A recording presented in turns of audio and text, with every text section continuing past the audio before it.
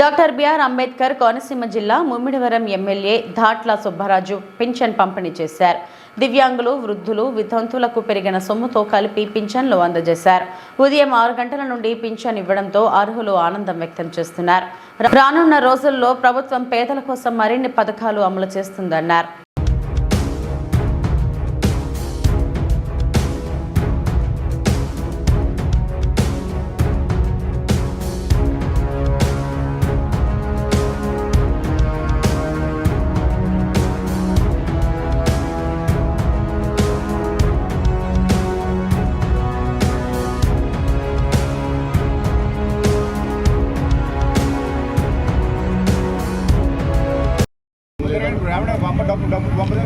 Okay sir.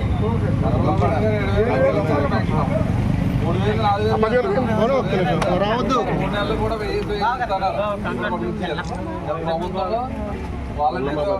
Telugu Desam ప్రభుత్వం వస్తే డబ్బులు ఎవరని చెప్పి తప్పుడు ప్రచారం చేశారు.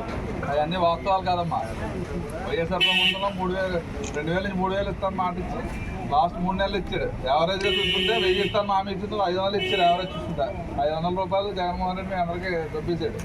మా ప్రభుత్వం వచ్చిన తర్వాత 3,000, 4,000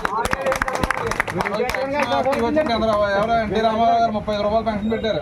2014లో రాష్ట్రం విడిపోయిన తర్వాత చంద్రబాబు నాయుడు గారు 200 ఉండేదాన్ని 1000 చేసి 2,000 చేసాం. 10 రెట్లు పెంచామా. మళ్ళీ మా ప్రభుత్వం 1000 పెంచుతాను, 1000 పెంచుతాం. వాయిదాలు పంచలేదు. ఉండే పద్ధతిలో మీ అందరికీ ప్రతి నెల ఇంటి పడుకు చెప్తారు.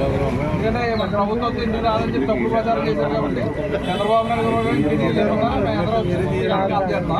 ప్రతి నెల 4,000 ఇంటికి పడుకుంటారా? ఎవరికి చంద్రబాబు నాయుడు గారు ఎన్డీఏ ప్రభుత్వం.